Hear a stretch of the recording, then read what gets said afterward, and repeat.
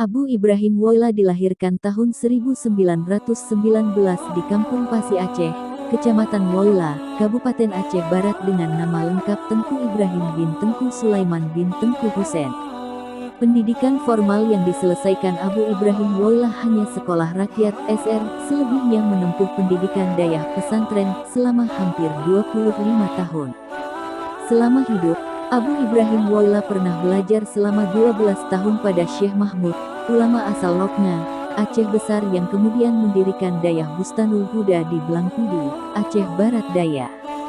Salah satu murid Syekh Mahmud ini adalah Abu Yah Muda Wali yang kemudian menjadi ulama tersohor di Aceh.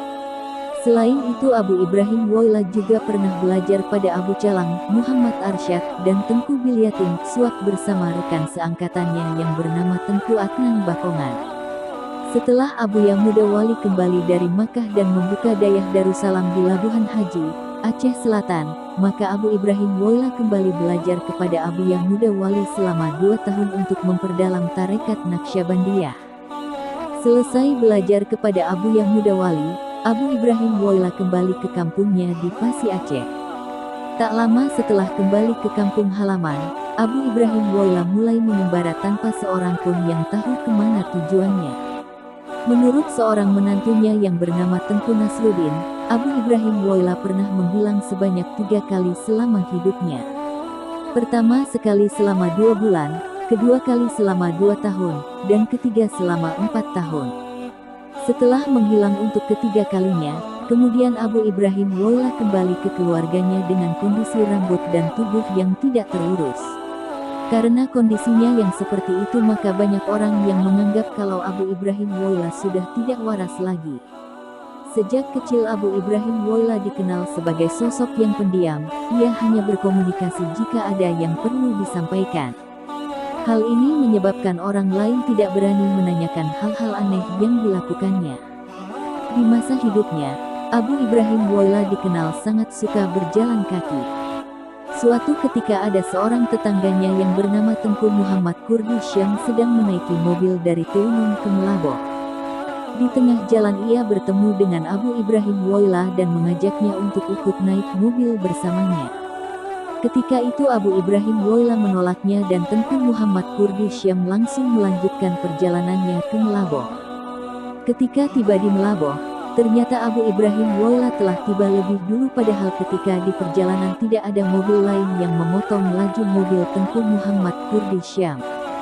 Dikisahkan menantunya yang bernama Tengku Nasruddin, Abu Ibrahim Woyla pernah berkunjung ke alma maternya yaitu Dayah Syekh Mahmud di Blangpidi.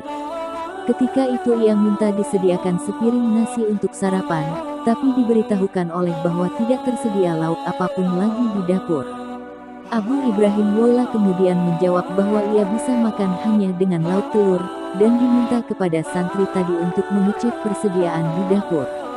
Ajaibnya di tempat penyimpanan telur masih tersisa 1 telur lagi, padahal seingat santri tersebut semua telur telah habis untuk dimakan santri lain. Abu Ibrahim Woyla datang berkunjung ke rumah salah seorang saudaranya dan minta sedikit nasi dengan lauk sambal udang belimbing.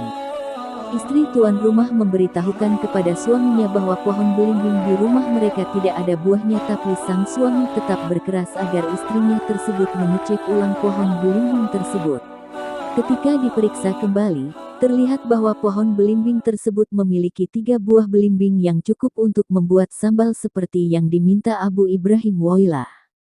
Suatu ketika dikisahkan Gus Dur kedatangan seorang tamu dari Aceh. Biasanya Gus Dur menerima tamu dengan kondisi seadanya mengingat ia kondisinya yang sedang sakit.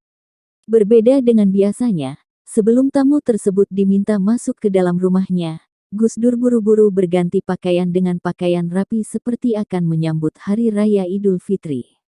Ketika tamu tersebut masuk, Gus Dur dan tamunya tersebut hanya bersalaman dan tidur dalam posisi duduk selama lebih kurang 15 menit. Setelah sang tamu bangun, ia langsung berpamitan tanpa ada obrolan apapun. Ketika hal itu ditanyakan barulah diberitahukan bahwa yang datang itu adalah Abu Ibrahim Woyla, seorang ulama sufi dari Aceh.